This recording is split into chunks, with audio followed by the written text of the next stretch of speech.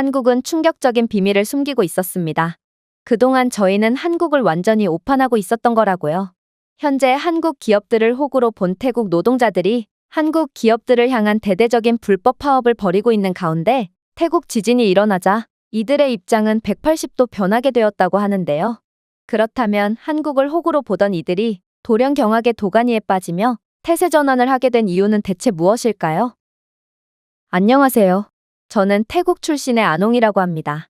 사실 많은 태국인들이 한국에 대한 존경과 동경의 감정을 갖고 있는 게 사실이지만 그 중에서도 저는 특히나 한국을 좋아하는데요.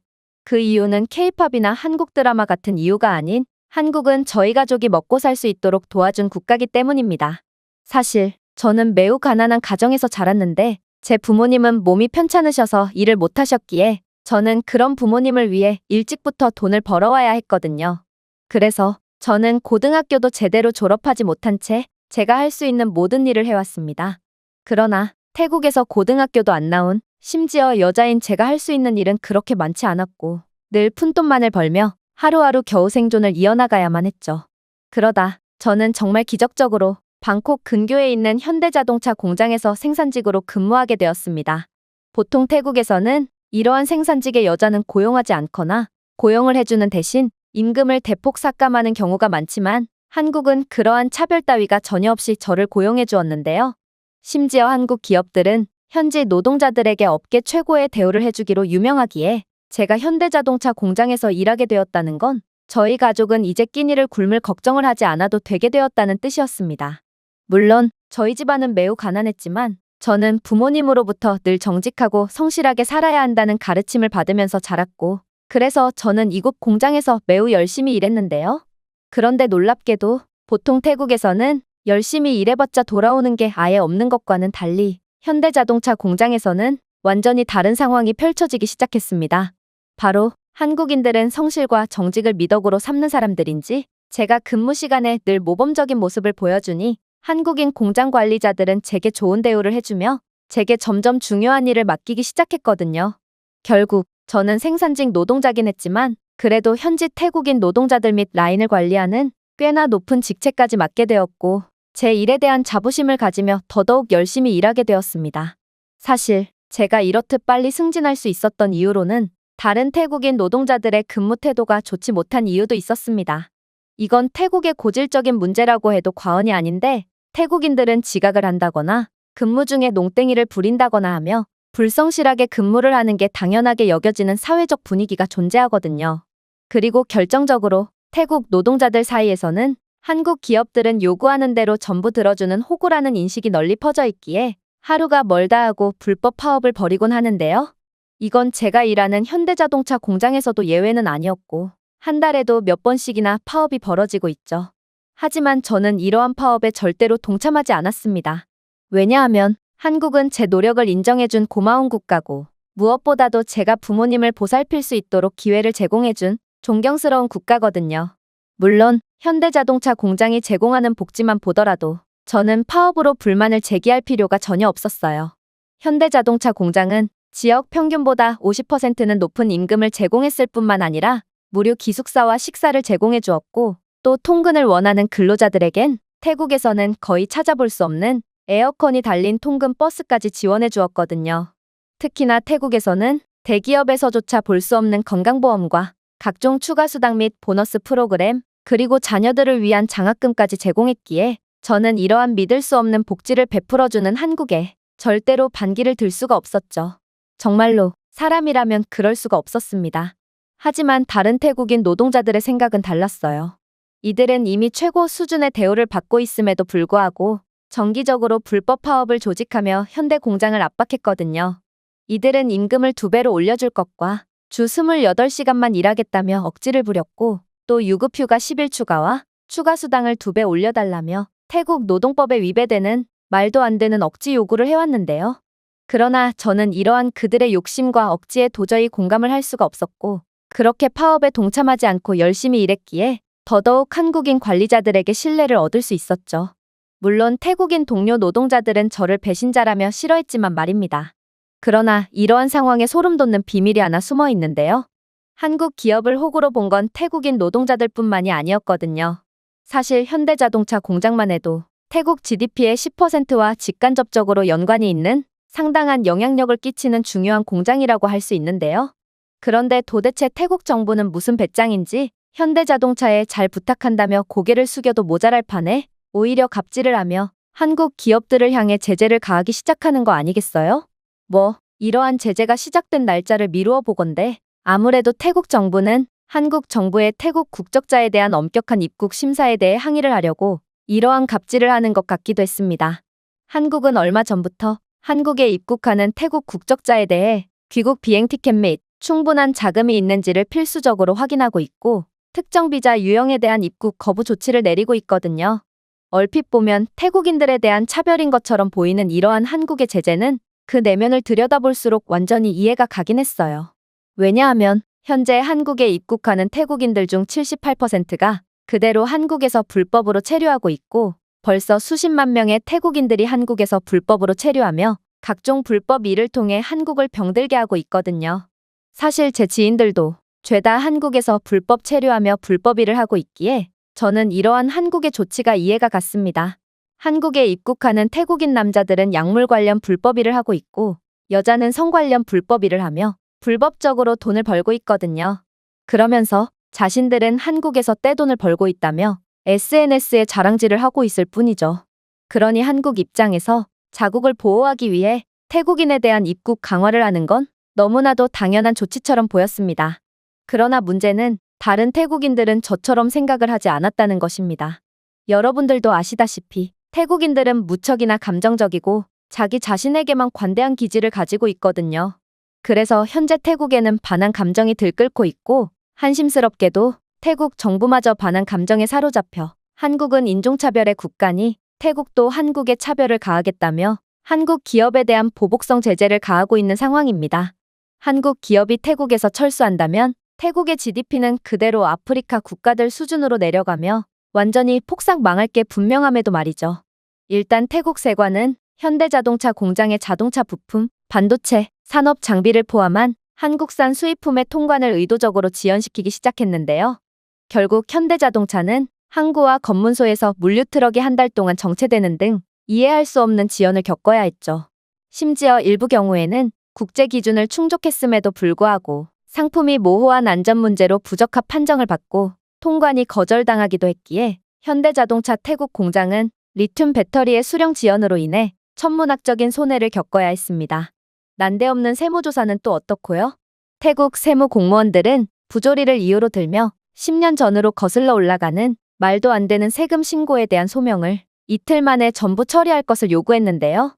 현대자동차는 사소한 회계 오류조차도 벌금이 부과되거나 자산이 동결되는 등 상당한 피해를 봤으며 태국 세무 공무원들은 작정을 하고 조사를 나왔는지 세무조사 동안에는 공장 가동 자체가 중지되어 현대는 추가적인 막대한 피해를 볼 수밖에 없었습니다. 도대체 누가 10년 전에 세금 신고에 대한 소명을 이틀 만에 할 수 있을 정도로 철저하게 준비하고 있단 말인가요? 이건 너무나도 명백한 태국 측의 계획적인 보복이 분명해 보였습니다. 그러나 태국의 가장 소름 돋는 보복은 따로 있었어요. 분명 태국 정부는 한국 경영진을 위한 패스트트랙 비자를 내걸며 현대 공장을 유치했으나 이제는 패스트트랙은커녕 여러 고위 한국 관리자들은 근로허가 갱신이 지연되거나 거부되며 그대로 한국으로 쫓겨나거나 태국 입국이 불어대기 시작했거든요. 이로 인해 필수 인력이 입국 거부되자 공장의 가동은 시도 때도 없이 멈추게 되었고 이로 인한 손실은 오로지 현대차 측이 감당해야만 했죠. 저는 이러한 태국 정부의 제재에 답답함만을 느낄 뿐이었습니다. 그리고 이러한 한국 기업들에 대한 제재 조치에 환호를 하는 태국인들 및 태국 노동자들이 한심해서 한숨만 나왔죠. 이러다가 정말로 현대자동차 및 한국 기업들의 공장이 철수하기라도 한다면 저희는 죄다 길거리에 나앉으며 꼼짝없이 굶어야 하거든요. 도대체 이들은 무슨 자신감으로 감히 한국을 상대로 갑질을 하고 있다는 말인가요? 특히나 편찮으신 부모님을 모셔야 하는 제 입장에서는 이러한 상황이 더더욱 달갑지 않을 수밖에 없었습니다. 결정적으로 태국도 다른 국가의 입국객들을 이유 없이 제재하는 경우가 많은데요. 한국과 태국의 국가적 수준 차이만큼 태국도 국격 차이가 많이 나는 미얀마 같은 국가의 입국객들에 대한 철저한 입국 절차를 거치곤 하거든요. 이건 어찌 보면 당연한 것입니다. 저소득 국가 출신일수록 불법 체류 등의 문제를 일으킬 확률이 높거든요. 그러나 태국은 말도 안 되는 이중잣대로 한국에 터무니없는 제재를 가했던 거였습니다. 하지만 현대는 대인배였어요. 현대는 이러한 말도 안 되는 이유로 상당한 손실을 겪었으면서도 공장을 철수한다면 허허벌판인 이곳에서 기존 공장 노동자들은 다른 일자리를 찾지 못해서 전부 굶어 죽게 된다며 끝까지 의리를 지켰거든요. 같은 태국인인 제가 봐도 태국인 동료 노동자들은 죄다 개차반이었음에도 한국인들은 약자를 위해 주는 대인배였던 것이죠. 그때 저는 충격적인 상황을 포착하게 되었습니다. 그건 바로 몇몇 태국인 노동자들이 바로 옆에 중국 공장에 드나들더니 이내 현대의 기밀 자료들이 보관되어 있는 출입 금지 구역에 몰래 드나드는 수상쩍은 행동을 하기 시작했기 때문인데요. 그리고 저는 곧 이들의 수상한 행동의 이유를 알게 되었어요. 바로 중국은 정부 차원에서 현대자동차를 견제하기 위해 근처 중국 공장을 거점 삼아 태국인 노동자들을 구워 삶아 산업 스파이 및 파업을 주도하며 현대자동차에 손해를 입히고 있었거든요. 현재 중국은 자동차, 전자, 인프라 등 주요 부문에서 한국에 밀리며 입지를 점점 잃어가고 있는 상황인데요. 이들은 품질로 한국 기업들을 이길 수 없으니 저가 정책을 펼치며 한국 기업을 앞질러 나가려고 했지만 그마저도 현대자동차의 압도적인 품질 경쟁력에 밀리자 이제는 현대자동차의 생산에 차질을 주는 더러운 수를 써가면서까지 한국 기업에 대한 대대적인 공격을 벌였던 거였습니다. 제가 이러한 사실을 알 수 있었던 이유는 간단했어요. 저는 현대자동차 공장에서 태국 현지인 치고는 꽤나 높은 직급을 가지고 있기에 이들은 제게 은밀히 접근해서 많은 돈을 보수로 줄 테니 현대자동차 공장에 대한 기밀 자료를 가져올 것을 요청했고 또 파업을 조직하여 현대자동차 공장의 가동을 중단시키라고 했거든요. 아무래도 다른 태국인들은 이러한 높은 보수뿐만 아니라 안 그래도 반한 감정이 심한 태국의 상황이었기에 이러한 중국의 스파이 제안에 홀랑 넘어간 모양이었는데요. 솔직히 그들이 내건 보수는 정말로 높았기에 저 또한 그러한 보수에 혹하긴 했지만 역시나 한국을 배신할 수는 없었습니다. 저는 가족을 지킬 수 있게 해준 한국에 대한 감사함과 존경을 가지고 있었고 돈 때문에 인간이길 포기하고 싶지는 않았거든요. 또한 저는 현재 태국의 팽배해 있는 반항 감정 자체가 이해가 안 가기도 했기에 이들의 요청을 묵살해버렸죠. 그리고 저희 가족을 살 수 있게 만든 한국에 보답하고자 더욱 보란듯이 성실하게 일했습니다. 하지만 최근에는 이러한 혼란한 상황에 방점을 찍는 충격적인 상황이 발생하게 되었죠. 그건 바로 미얀마 태국 지진 발생이었어요.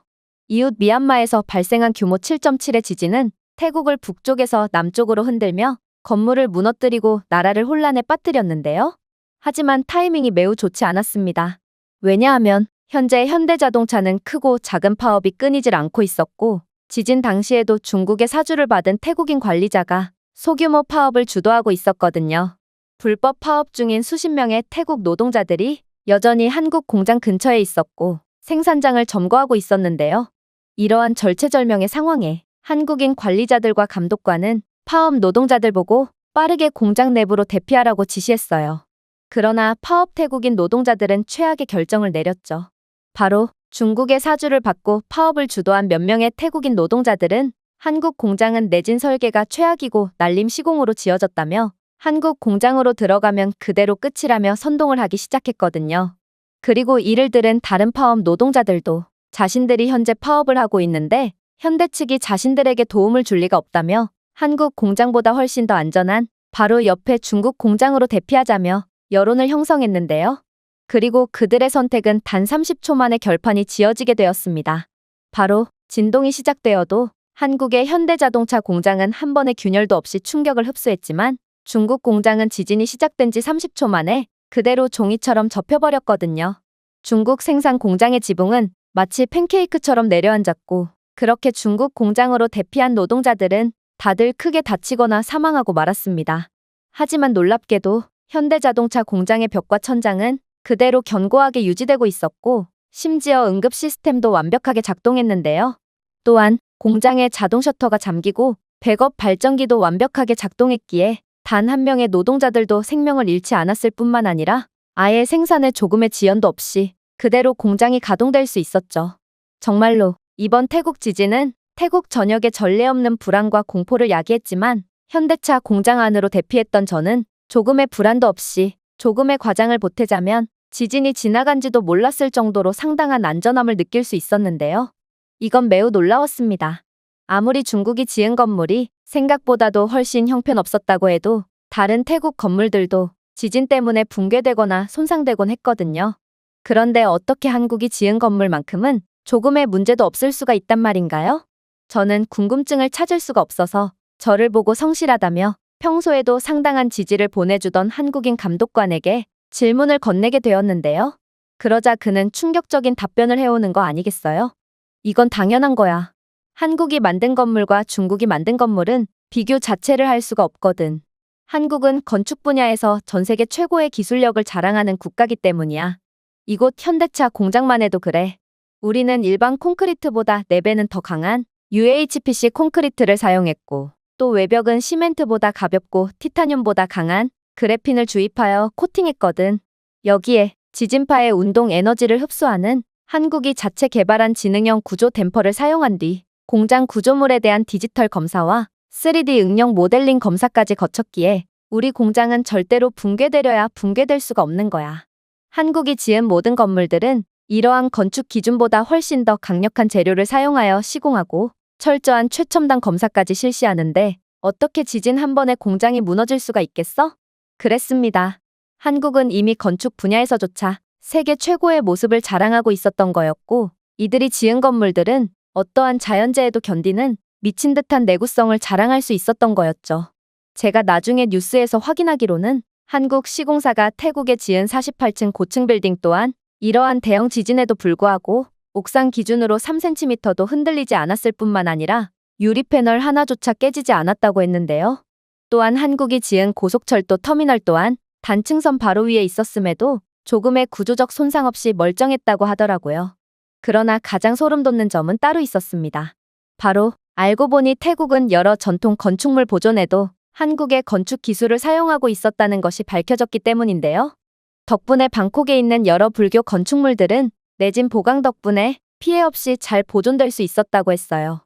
저는 이러한 한국의 미친 듯한 기술력에 정말 혀를 내두를 수밖에 없었는데요. 또한 전 세계의 외신들은 이러한 오직 한국 기업이 건설한 건물들만 멀쩡한 상황에 단체 보도를 나오며 한국의 건설 기술력에 찬사를 보내기도 했어요. 그러나 이러한 한국에 대한 감탄도 잠시 진짜 문제는 따로 있었죠.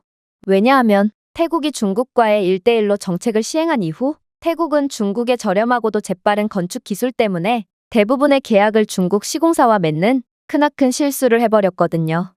그리고 이번에 지진 발생 30초 만에 무너진 중국 공장처럼 중국이 시공했던 건물들은 죄다 무너져서 태국의 피해는 매우 심각한 상황이었습니다.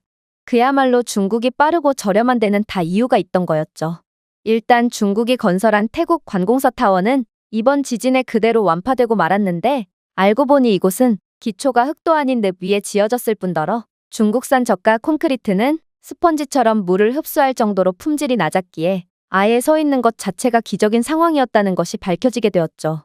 더욱 가관이었던 건 중국이 방콕에 지은 건물들은 죄다 깨끗한 담수와 적절한 골재 대신 해변 모래와 바닷물을 사용하였다는 것이 밝혀졌고, 결국 이러한 건물들은 지진 발생 10초도 안 되어 전부 주저앉고 말았는데요. 바닷물 속의 소금은 콘크리트를 약화시키고 철근을 부식시킴에도 이들은 방콕은 바다와 가깝다는 이유로 비용 절감을 위해 이러한 재앙과도 같은 저질 시공을 일삼았고, 심지어 철근은 기준보다 50% 이상 얇았으며 때때로 건설용이 아닌 재활용 또는 닥철사 울타리를 사용하기도 했죠. 이들이 이러한 말도 안 되는 시공을 했던 이유는 간단했습니다. 중국은 저가 정책 때문에 전문가를 사용할 수가 없었고, 결국 경력이 전혀 없는 죄수들이나 미성년 고아들을 공짜로 강제 동원하여 무료 노동력으로 사용했거든요.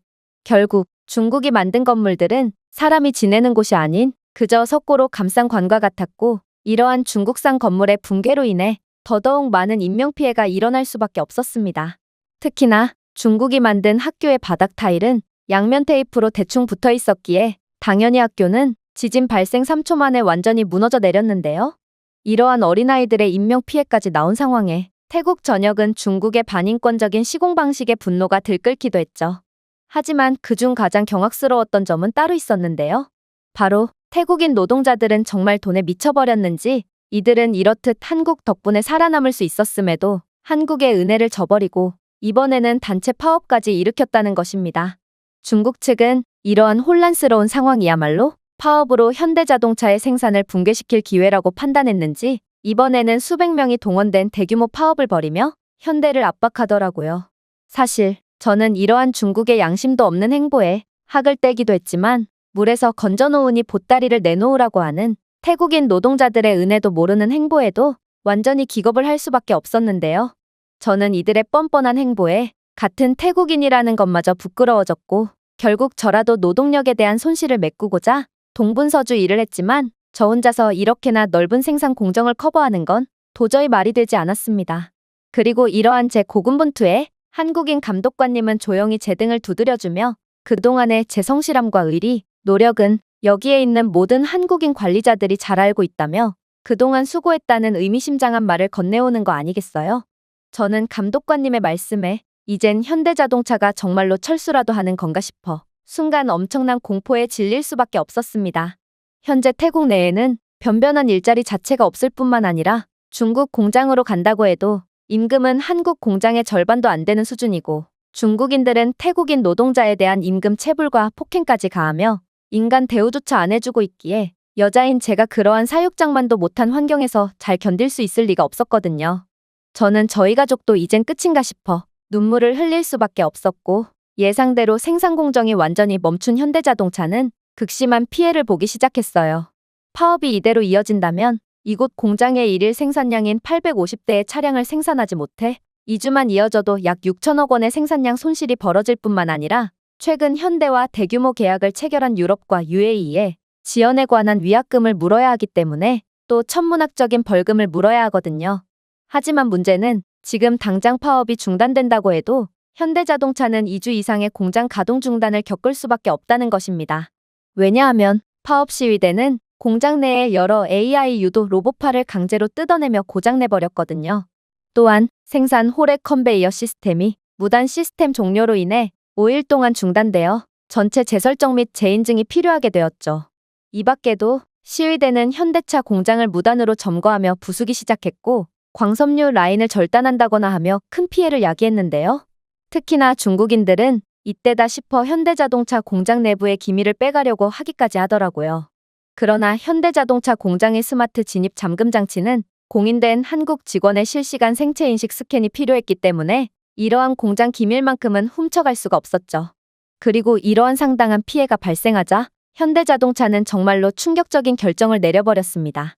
바로 사실 태국을 비롯한 베트남 등의 동남아 국가들은 계속된 파업과 정부 차원에서의 계약 위반을 밥 먹듯이 했기에 현대 측은 진작에 남아시아로의 공급망 다각화를 준비하고 있었는데 이번 파업으로 인해 더 이상 태국에 있을 이유가 없어졌다며 태국에서의 전면 철수를 선언했거든요. 사실 저는 이러한 절망적인 소식에 눈물을 흘릴 수밖에 없었지만 다른 태국인 파업 노동자들은 너무나도 천하태평이더군요. 이들은 공장이라는 게 짓고 싶다고 하루아침에 뚝딱 지어지는 것이 아닌데 도대체 현대가 어딜 갈 수가 있냐며 무슨 현대자동차는 마법사라도 되는 거냐며 조롱을 할 뿐이었는데요. 그러나 현대 측은 보란듯이 스리랑카에 지은 새로운 첨단 공장을 공개해버리더라고요. 현대자동차는 태국에서의 철수를 발표하자마자 5조 원 규모의 아시아에서 가장 발전된 모듈형 전기차 제조 허브를 공개했는데요. 이곳 스리랑카의 한반토타 항구에 지어진 새로운 현대자동차 공장은 인도양 주요 항로를 따라 전략적으로 위치해 있기에 인도, 아프리카, 중동 및 유럽으로의 수출 접근성을 7일에서 14일 이내에 제공하고 있더라고요. 이러한 지리적 요건은 내륙 화물, 항만 요금 및 항로 변경으로 연간 최대 1,200억 원을 절감할 수 있을 뿐만 아니라 스리랑카는 현대자동차 공장을 유치하기 위해 믿기지 않는 조건까지 내걸었는데요. 바로 이들은 현대자동차 공장에 대한 10년간의 법인세 면제와 모든 기계 수입품에 대한 무관세, 그리고 25년 경제 구역 패키지의 토지 임대권 제공 및 한국 주재원 엔지니어 및 가족을 위한 패스트트랙 허가라는 파격적인 조건을 내걸었거든요. 이러한 인센티브를 통해 현대는 운영 비용을 연간 6천억 원을 절감할 수 있기에 태국의 갑질을 오히려 새로운 도전의 기회로 생각한 현대는 그야말로 막대한 이익을 얻게 된 것입니다. 반면에 현대가 국가 경제의 대부분을 순환시킴에도 주제도 모르고 현대의 갑질을 하던 태국은 현대 철수와 동시에 완전히 괴멸 직전에 몰리게 되었죠. 현대는 태국에서의 철수 계획을 발표함과 동시에 그동안 계약을 맺고 있던 태국 현지의 94개의 물류, 케이터링, 전자 부품 중소기업과의 계약 해지를 통보했거든요. 즉, 태국은 기존 현대 공장 노동자를 비롯한 82,000개의 직간접 일자리가 공중분해되어 버린 것입니다. 사실 태국은 현지화의 상생을 추구하는 몇 안 되는 글로벌 메가 기업으로 다른 글로벌 기업들은 죄다 자국의 회사와 계약을 맺을 때 현대는 조금의 손실을 감수하고서라도 현지 기업들과 계약을 맺으며 현지 발전을 도와주던 착한 국가인데요. 그러나 태국은 이러한 한국의 착한 면모를 되려 만만하게 봤고 이젠 현대가 없어진 태국은 그야말로 지옥도가 펼쳐지게 된 것입니다. 이뿐만이 아닙니다. 현대가 철수를 선언하자 한국 기업들은 이참에 지긋지긋한 태국과의 관계를 아예 단절하기로 마음먹었는지 총 10조 규모의 21개 신규 투자 프로젝트를 전면 취소하며 빠른 시일 내에 공장들도 전부 철수시키겠다는 뜻을 밝혔거든요. 그러자 일본 및 미국 기업들도 죄다 예정했던 태국 투자를 철회했고 결국 태국의 외국인 직접 투자는 현대가 철수하자마자 85%가 급감하며 태국은 아예 지역 위기가 아닌 국가 전체의 빨간 비상등이 켜진 상황에 처하게 되었습니다. 이러한 상황에 태국의 노동부 고위 관계자는 현재 철수를 진행 중인 현대자동차 공장에 찾아와서 재발 결정을 번복해달라며 무릎까지 꿇는 진풍경이 펼쳐졌는데요. 하지만 재계만큼은 그렇게나 다정했던 한국인 감독관님은 그러한 노동부 관계자를 아예 쳐다도 보지 않고 그대로 짐을 꾸릴 뿐이었고 이를 본 태국인 파업 노동자들은 전부 절규하며 곡소리만을 낼 뿐이었죠. 저 또한 이러한 상황에 완전히 주저앉을 수밖에 없었습니다. 한국에 대한 원망 따위는 없었어요. 이건 주제도 모르는 태국이 초라한 절망적인 결말일 뿐이었거든요. 그러나 문제는 저는 이제 도저히 가족을 부양할 수가 없게 되어버렸다는 것입니다. 태국은 아예 기본적인 일자리마저 전부 사라지며 돈을 못 벌게 된 태국인들은 소비도 전혀 안 하게 될 것이 분명하므로 이건 그야말로 꼼짝없이 말라 죽는 수밖에 없었거든요. 하지만 그렇게 제가 동공이 완전히 풀리며 주저앉자 한국인 감독관은 제게 몰래 접근하더니 이내 비밀스러운 제안을 해오는 거 아니겠어요? 아농, 왜 그렇게 풀이 죽어 있어? 내가 전에 했던 말 기억 안 나? 우리 한국인 임직원들은 내 헌신을 아직도 기억하고 있다는 말 말이야. 우리는 한국으로 돌아가지만 그건 너와 내 가족도 마찬가지야. 이미 내 워크퍼밋 비자를 발급해 놓은 상태고 너는 한국 현지로 가서 더욱 인상된 임금과 좋은 환경에서 일을 할 수 있을 거야. 한국에서는 열심히 일하고 성실하게 인생을 사는 사람들은 반드시 어떤 방식으로든지 보상을 받게 되어 있어. 너는 한국에서 일을 할 수 있을 뿐만 아니라 내가 그렇게나 받고 싶었던 교육도 받을 수 있을 거야. 한국에는 공부를 원하는 근로자들에 대한 지원 제도가 잘 되어 있고 너는 일을 하면서도 고등학교와 대학교에서 정규적인 교육을 받을 수 있거든. 저는 감독관님의 말을 믿을 수가 없었습니다. 쳐다도 못 보는 선진국인 한국으로 간다니 이건 정말 꿈에서도 못 꿀 충격적인 소식이었거든요. 그러나 감독관님은 정말로 저와 제 가족들 명의로 된 비행기 티켓까지 내미셨고 저는 이러한 믿기지가 않는 상황에 결국 오열을 할 수밖에 없었습니다. 사실 제가 한 거라곤 아무것도 없습니다. 그저 저는 인간으로 남고 싶었을 뿐이고 그동안 많은 은혜를 베풀어준 한국과의 의리를 끝까지 지켰을 뿐이죠. 그런데 한국은 이런저라도 좋게 봐주고 기적을 베풀어주는 국가였다니 저는 이러한 믿기지 않는 현실에 그저 미치도록 고맙고 존경스러운 한국의 연신 고개를 조아릴 뿐이었습니다.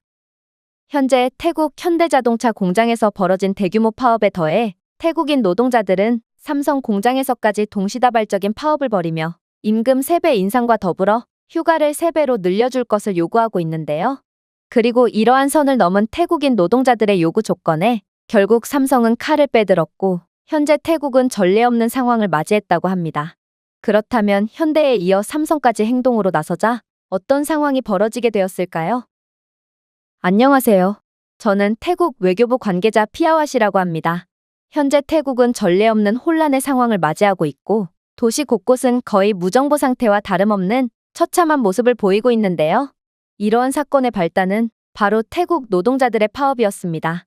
태국 노동자들은 약 한 달여간 현대차 공장에서 대규모적인 폭력 파업을 이어나갔으며 태국 정부가 이러한 파업에 대해 미온적인 태도를 보이자 삼성 공장에서 일하던 노동자들까지 나서 파업을 시작했다고 했거든요. 삼성 공장에서 근무하던 노동자들은 현대 공장에서 파업을 일삼는 태국 노동자들처럼 공장 내 기계를 부수고 한국인 관계자들을 감금시키는 등 그 어느 때보다 강경한 태도로 파업을 밀어붙이고 있다고 했습니다. 사실 태국 정부는 한국 기업들에 대한 태국 노동자들의 파업을 어느 정도 눈감아주고 있던 게 사실이었습니다. 왜냐하면 현재 태국은 한국의 태국 국적자에 대한 차별 사건 때문에 매우 분노해 있으며 한국 기업들은 여태껏 자잘한 손해보다는 큰 이익을 더욱 우선시 여기는 경향을 보였으므로 이건 태국인들이 한국 기업들을 상대로 더욱 큰 이익을 얻어올 좋은 기회라고 봐도 무방했거든요. 한국 기업들은 태국인 노동자들이 파업을 벌여도 공장 가동 중지에 따른 손해가 더욱 크다고 판단하곤 했고, 따라서 더 큰 손해를 보기 전에 태국 노동자들의 월급 인상 요구를 받아들이곤 했는데요. 그래서인지 올해만 해도 한국 공장에서 태국 노동자들이 파업을 벌인 경우는 100건이 넘어가고 있으며, 이는 다른 글로벌 기업 공장들에서는 거의 파업이 일어나지 않는 상황과 현격한 대조를 보인다고 할 수 있습니다. 하지만 진짜 문제는 이제는 한국 기업들이 전과는 다른 행보를 보이고 있다는 것이죠. 실제로 현대자동차를 시작으로 삼성부터 해서 LG까지 한국 기업들은 동시다발적으로 태국 공장을 철수하겠다고 선언하며 실제로 태국 공장 전격 철수 선언과 함께 예정되어 있던 태국에 대한 투자 계획도 전부 철회해버리는 사상 초유의 결정을 해버렸는데요. 현대자동차는 태국 동부경제회랑에 1조 5천억 원 규모의 전기차 생산 공장을 설립할 예정이었고, 여기에는 배터리 개발 및 스마트 자동차 소프트웨어를 위한 R&D 센터가 포함되었으며, 심지어 현대는 전기차 조립 및 기술 통합 분야에서 5천 명의 현지 근로자를 교육하겠다는 당찬 포부까지 밝힌 상태였습니다. 태국은 전통적인 자동차 제조에서 동남아시아의 전기차 허브로 전환하는 것을 목표로 하고 있지만 여전히 기술력이 매우 부족하여 현대와 같은 세계적으로 인정받는 전기차 기술력을 가진 기업들의 도움이 반드시 필요한 상황이었는데요. 그러나 다른 전기차 기업들은 전부 태국을 외면할 때 오직 한국만은 태국의 손을 내밀어준 셈이었고, 이로 인해 드디어 태국도 전기차를 개발하는 날이 오나 싶었는데 그러한 희망은 하루아침에 물거품이 되어버린 것이죠. 그러나 이러한 충격적인 소식을 발표한 것은 현대뿐만이 아니었습니다. 사실 삼성전자 또한 라영주에 2조 원 규모의 반도체 조립 및 테스트 시설을 건설하기로 계획하고 있었고, 태국 대학과 기술 개발을 위한 협업을 구축하여 현지 인력을 교육해주겠다는 꿈만 같은 발표를 해왔는데요. 실제로 삼성전자는 기술 이전 및 교육 프로그램에 3천억 원을 투자한다고 했으며 대학 파트너십 및 장학금으로 2천억 원을 지원하기로 계획하기까지 했습니다. 심지어 삼성전자는 태국의 R&D 센터를 건설하기 위해 7천억 원을 투자하기로 약속하면서 태국은 덕분에 5천 개의 직접 일자리를 창출하게 되고 AI 및 IoT와 같은 첨단 기술 분야에서 10,000명의 근로자를 숙련시킬 수 있는 꿈만 같은 상황이 예정되어 있었습니다. 이는 외국의 전문성 없이는 첨단 전자제품 시장에서 경쟁조차 하지 못하는 태국의 자립을 위해 꼭 필요한 투자였고, 한국은 태국이 더 나은 기술력을 가지며 발전할 수 있도록 반드시 필요한 지원을 약속했던 것입니다. 그러나 삼성은 태국인 노동자들의 지속적인 파업에 악을 뗐고, 심지어 이번에는 삼성 공장에서 폭력 시위까지 벌이며 기계까지 깨부수는 상황에 심각한 피해를 입었다며 이러한 투자 계획을 전부 철회하고 심지어 내친김에 삼성 공장까지 전부 철수시키겠다는 청천벽력 같은 소리를 해왔는데요. 저는 하루아침에 태국의 꿈이 완전히 박살난 이러한 상황에 처음에는 이러한 충격적인 보고를 받고 정신이 혼미해지기까지 했을 정도로 이건 정말 도저히 믿고 싶지 않은 소식이었습니다. 하지만 무엇보다 충격적이었던 소식은 따로 있었어요. 그건 바로 태국의 현재이자 미래까지 책임질 예정이었던 현대 로템과 삼성물산 또한 태국에 대한 투자 계획을 전면 취소한 뒤 그대로 철수하기로 확정지었기 때문인데요. 사실 태국은 중진국이지만 같은 중진국 중에서도 인프라가 매우 형편없는 축에 속하고 방콕 지하철 등의 그나마 현대적이라고 평가받는 인프라들은 전부 한국이 지어준 것들이기에 태국의 자체 기술력은 개발도상국만도 못하다고 평가받는 게 현실입니다. 태국은 애초에 관광업 하나로만 개발도상국에서 중진국으로 발전하게 된 국가이기 때문에 이러한 기본적인 기술력과 인프라가 다른 중진국들에 비해 상당히 뒤처지고 있는 상황이거든요. 하지만 이번에도 한국은 태국의 미래이자 희망이었죠. 방콕의 지하철을 현대화시켜준 현대 로템은 이번에는 스마트시티, 교통, 물류 분야에서 개발도상국 수준의 처참한 모습을 보여주고 있는 태국의 인프라 투자 계획을 발표했고, 이러한 현대 로템의 전문성은 분명 태국의 도시 및 농촌 인프라를 더할 나위 없는 수준으로 강화할 수 있을 것처럼 보였습니다. 현대 로템의 5조 원 규모의 지하철 확장 프로젝트는 방콕의 연결성을 개선하고 도시 외곽의 교통을 개발하여 태국의 고질병인 교통체증을 줄이고 지역 비즈니스를 활성화하게 될 예정이었죠. 물론 삼성물산 또한 람차방항 인근에 7천억 원 규모의 스마트 물류허브를 개발할 예정이었는데요. 태국의 물류 인프라는 무역 및 제조 목표를 지원하기 위해 현대화가 반드시 필요했지만 태국은 이러한 현대화를 할 수 있을 만한 기술력이 전무했기에 삼성물산의 도움이 필수적이었습니다. 그런데 삼성물산은 AI를 사용하여 공급망을 최적화하고 배송 지연을 줄이는 건설 및 자동화 시스템을 구현하여 비효율의 극치를 달렸던 태국 물류를 되살려주기로 계획했기에 태국은 한국 덕분에 드디어 새로운 시대를 맞이하나 싶은 기대감에 한껏 들뜨게 되었죠. 그러나 이러한 기대감은 태국에 투자를 계획했던 한국 기업들이 하나같이 계획을 전면 철회하게 되면서 그대로 한여름 밤의 꿈이 되어버렸습니다. 특히나 삼성 측은 자신들은 현재 태국의 여러 계열사의 공장을 지음으로써 태국인들의 일자리를 책임져주고 있고 또한 막대한 투자와 기술 교육을 통해 태국의 미래까지 보장해주는 상황임에도 어떻게 태국인들은 고마움도 모르고 삼성의 뒤통수를 칠 수 있냐며 이제 더 이상의 태국 투자는 없다는 단호한 태도를 보이고 있는데요. 그도 그럴 것이 태국 노동자들은 삼성전자를 비롯한 모든 계열사들의 공장에서 동시다발적인 파업을 벌이며 고가의 장비까지 파손한 상황이므로 이로 인한 수리비 및 공장 가동 지연 비용만 해도 200억 원이 넘어가는 상황이라고 했거든요. 심지어 삼성은 단단히 열이 받았는지 현재 삼성은 진작부터 공급망 다각화를 통해 라오스 등지에 삼성 공장을 짓고 있던 차였다며 삼성은 이번 사건을 절대로 좌시하지 않을 것이고 태국 공장을 라오스로 전격 이전하는 동시에 이전에 태국에 투자하기로 했던 자금들을 전부 라오스에 투자하기로 확정지었다는 청천벽력 같은 선언까지 해왔는데요. 알고 보니 삼성전자는 태국 노동자들의 지속적인 파업 및 불성실함에 진작부터 벼르고 있던 상황이었고 몇 년 전부터 라오스의 사바나시 경제특구에 반도체 조립 및 테스트 공장과 스마트폰 제조시설을 설립함으로써 공급망 다각화에 대한 준비를 해왔다고 하더군요. 이러한 삼성의 라오스 공장은 최첨단 기술을 사용하여 연간 3천만 대의 스마트폰을 생산하고 500만 대의 반도체를 처리할 수 있으며 에너지 효율적인 칩과 IoT 디바이스에 초점을 맞춘 R&D 센터를 포함하고 있기에 라오스가 엄청난 기술 혁신 및 기술자 인재들을 육성할 매우 좋은 기회였습니다. 특히나 삼성은 라오스의 첨단 R&D 기술자를 포함하여 2만 5천 개의 일자리를 창출할 예정이었기에 이러한 잠재적인 일자리를 고스란히 잃은 태국 입장에서는 더욱 뼈아픈 상황일 수밖에 없었죠. 그러나 태국 입장에서 더욱 충격적인 상황은 따로 있었습니다. 그건 바로 저명한 외신들조차 한국 편을 들며 그야말로 태국은 국제 왕따 수준으로 전락하고 말았기 때문입니다. 사실 태국은 이러한 한국 기업 철수로 인한 전례 없는 위기의 상황에 언론 플레이라도 하며 한국을 비방한다면 국제 여론에 못 이긴 한국 기업들이 다시 태국으로 돌아오지 않을까 싶어 외신들을 이용하려고 시도하기도 했는데요. 그런데 이러한 태국의 피해자 코스프레는 더 이상 통하지가 않더군요. 사실 외신들은 약자의 편에 서는 경우가 많고 아무래도 태국은 노동력을 공급하는 약자 축에 속하므로 늘 이러한 파업 상황 때마다 외신을 이용하며 한국 기업들을 압박해왔습니다. 그러나 지금은 상황이 완전히 달라졌더군요.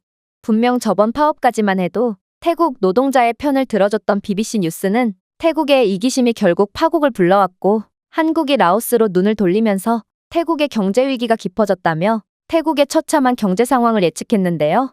태국은 올해만 해도 100여 건이 넘는 파업을 일삼으며 한국 기업들을 완전히 지치게 했고 한국 기업들은 그동안 다른 글로벌 대기업들 중 가장 많은 연봉을 보장하고 있던 것을 고려한다면 태국인들의 지나친 욕심은 결국 화를 불렀다며 태국을 비판해왔죠.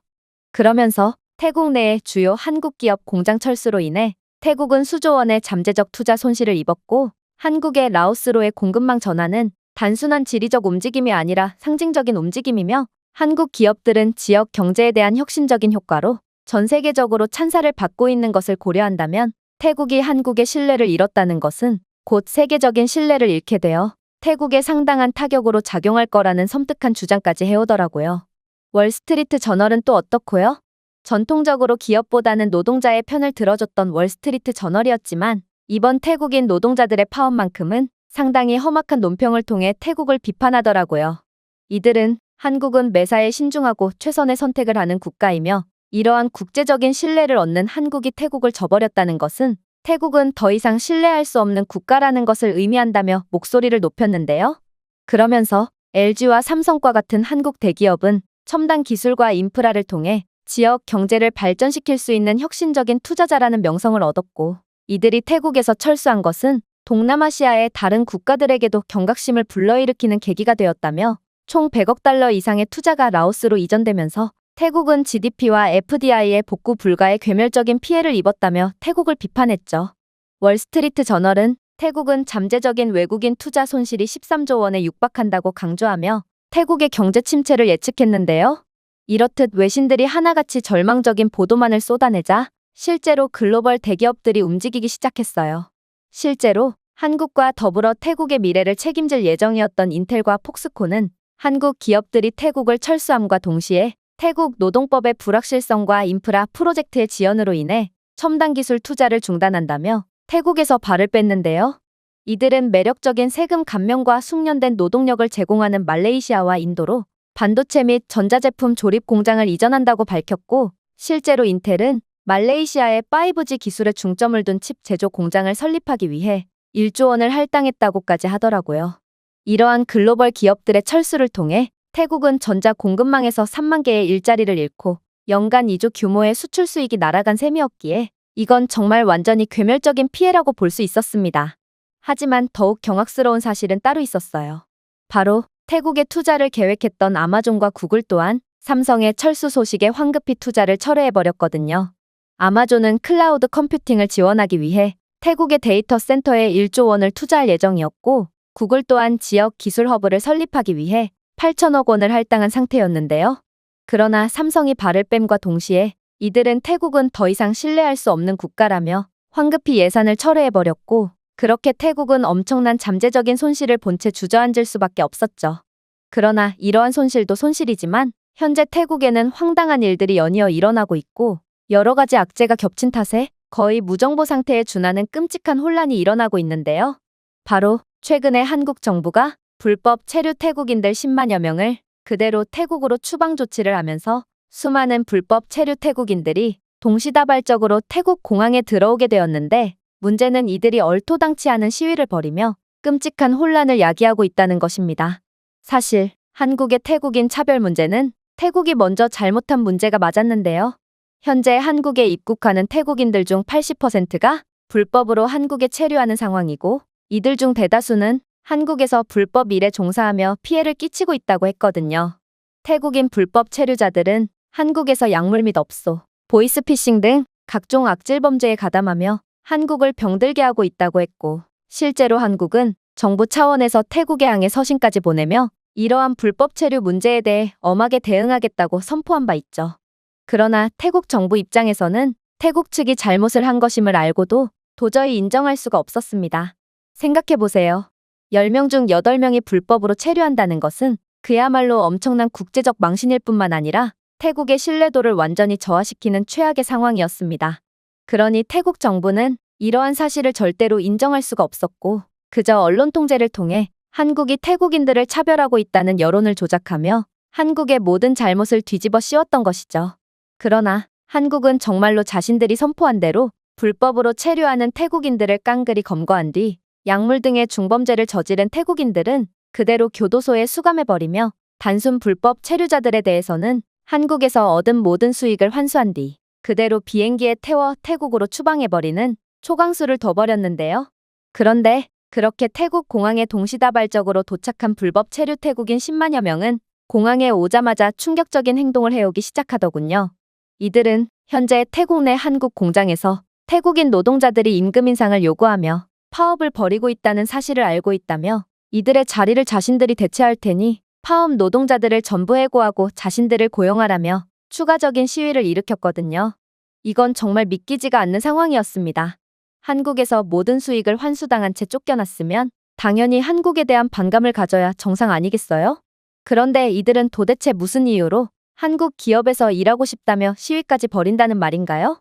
그런데 저는 이들의 의견을 들어본 결과 정말 경악을 금치 못하고 말았습니다. 사실 한국에서 중범죄를 저지른 태국인들은 전부 한국의 교도소에 수감되어 있기에 현재 추방당해온 태국인들은 전부 단순 불법 체류거나 한국에서 적절한 허가도 없이 일을 하다가 적발된 사람들이었는데요. 그래서 이들은 한국의 공장에서 일하거나 혹은 한국의 선진적인 시스템을 직접 혹은 간접 경험하고 돌아온 사람들이었습니다. 그런데 이들은 한국 공장은 태국과는 달리 현대식 시설과 에어컨이 설치된 작업장, 글로벌 안전표준 준수 등 우수한 근무 환경을 제공하고 있었다며 한국 공장은 에어컨도 없고 위험한 환경에서 일해야 하는 후진적인 태국 공장과는 차원이 다른 인간적인 환경을 제공하는데 이런 꿈의 직장에서도 만족을 못하고 파업을 하는 게 말이 되냐며 울부짖는 거 아니겠어요? 그러면서 자신들은 한국에서 일하면서 인체공학적 장비를 처음 사용해봤고 휴식 시간도 처음 가져봤다며 모든 것을 일일이 수작업으로 처리하는 극한의 비효율을 보여줌과 동시에 인간이 아예 취급을 받는 태국 공장으로 다시 돌아갈 바엔 한국 기업 공장에서 일하겠다며 드러눕더군요. 심지어 이들은 현재 태국인 노동자들이 한국 공장에서 받는 월급을 인지하고 더더욱 자신들을 고용하라며 떼를 쓰고 있는데요. 이들은 한국 공장에서 근무하는 노동자들은 현재 태국 평균 임금의 2.5배나 되는 임금을 받으며 보너스와 초과 근무 수당까지 보장되는 일자리를 가졌으면서 어떻게 파업을 일삼을 수 있냐며 당장 욕심 많은 파업 노동자들을 해고하고 자신들을 고용하라며 목소리를 높이고 있는 상태입니다. 사실 태국에서는 보너스와 초과 근무 수당 따위의 제도는 찾아볼 수가 없는데요. 대부분의 태국 공장들에서는 최저시급조차 제대로 지키지 않고 있는 게 현실이기에 태국 내 한국 기업 공장에서의 일자리는 태국에서 꿈의 직장으로 여겨지고 있는 게 사실이죠. 그럼에도 이들은 더욱 큰 이익을 위해 욕심을 내고 파업을 일삼았던 것입니다. 심지어 한국 공장에서는 태국 기업에서는 대기업조차 절대로 제공하지 않는 건강보험과 운송보조금, 식사수당과 같은 혜택을 제공하고 있는데요. 특히나 삼성, 현대, LG와 같은 한국 브랜드는 전 세계적으로 인정받고 있으며 이러한 기업에서 일하는 것은 권위 있는 일로 여겨지기에 태국에서 한국 기업 공장에서 일하는 노동자들은 모든 태국인들의 존경과 부러움을 독차지하며 상류층 취급을 받고 있는 상황입니다. 그러나 파업 노동자들은 이런 상황에서도 더욱 욕심을 내다 상대를 잘못 만나버렸고 현재 자신들의 일자리를 빼앗길 위기에 처한 파업 노동자들은 공항에서 시위를 벌이는 불법 체류 태국인 무리들과 육탄전까지 벌이며 끔찍한 혼란을 초래하고 있는 것입니다. 결국 태국은 현재 전국에 있는 모든 경찰 병력들을 이들이 싸움과 시위를 벌이고 있는 공항에 집결시켰고 총력을 다해 파업 노동자들과 불법 체류 추방 태국인들의 싸움을 중재하는 상황이지만 수십만 명 규모의 혼란을 중재하는 것은 거의 불가능한 일이었고 현재 방콕의 공항과 도로들은 죄다 마비되는 상황이 벌어지고 말았습니다. 이러한 어처구니 없는 싸움 상황에 태국의 교통망과 치안, 그리고 행정망까지 전부 마비된 상황이고 싸움은 날이 갈수록 극심해지는 탓에 이러한 대규모 충돌로 인한 사상자는 계속해서 증가하고만 있는 상황인데요. 결국 이러한 태국의 끔찍한 혼란은 다른 국제 외신 기자들에 의해 전부 포착된 상황이고 기자들은 이러한 상황을 한국과 연관지으며 태국인들의 탐욕은 결국 국가체제 전복과 분열까지 초래했다며 태국을 비판하고 있는 상황입니다. 외신들은 한국인들과 함께 일해본 사람들은 어떻게 해서든 한국 편에 붙으며 배울 점이 많고 인간적인 대우를 해주는 한국인들과 함께 일하고 싶어서 안달이 나 있는데 다른 한쪽은 이러한 한국인들의 인간적인 면모를 이용하여 불법 파업이나 벌이며 불법적인 이익이나 얻고 있다니 이번 상황은 태국인들의 이기심과 은혜라는 것을 모르는 비열한 속내를 여실히 나타내는 것과 다름없다며 연신 태국을 비판하고 있는 중이죠. 현재 저는 외교부 관계자로서 이러한 무정부 상태나 다름없는 끔찍한 상황을 중재해보고자 최선을 다해 노력해보고 있지만 역시나 태국 혼자만의 힘으로는 이러한 대규모 혼란을 도저히 중재할 수가 없는 상황인데요. 사실 한국과 태국이 우호 관계를 맺은 이후 한국은 줄곧 태국이 이러한 혼란한 상황을 맞이할 때마다 특유의 노련한 노하우와 기술력을 통해 위기 상황을 해결해주곤 했지만 이제는 그러한 큰형님 같은 존재인 한국도 완전히 뒤를 돌아선 상태이므로 혼자서는 아무것도 할 수 없는 태국은 그야말로 국가 행정망이 완전히 붕괴된 채로 시위가 자연스레 진정되기만을 기다리는 것밖에 할 수 있는 게 없는 상황이죠. 저는 이런 처참한 상황 속에 나약한 태국의 면모를 다시 한번 여실히 깨닫게 되었고 이런 태국이 단기적인 이익을 위해 한국을 배신했다는 것은 정말 역사의 길이 남을 최악의 실수임을 인지함과 동시에 한국의 뒤통수를 친 태국은 혼란과 더불어 끔찍한 내리막만이 기다리고 있을 뿐임을 인지하며 절망의 눈물만 흘릴 뿐이었습니다. 제가 준비해온 내용은 여기까지입니다. 끝까지 시청해주셔서 진심으로 감사드리며 여러분들의 구독과 좋아요, 알림 설정은 영상 제작에 큰 힘이 됩니다. 이상 세모튜브였습니다.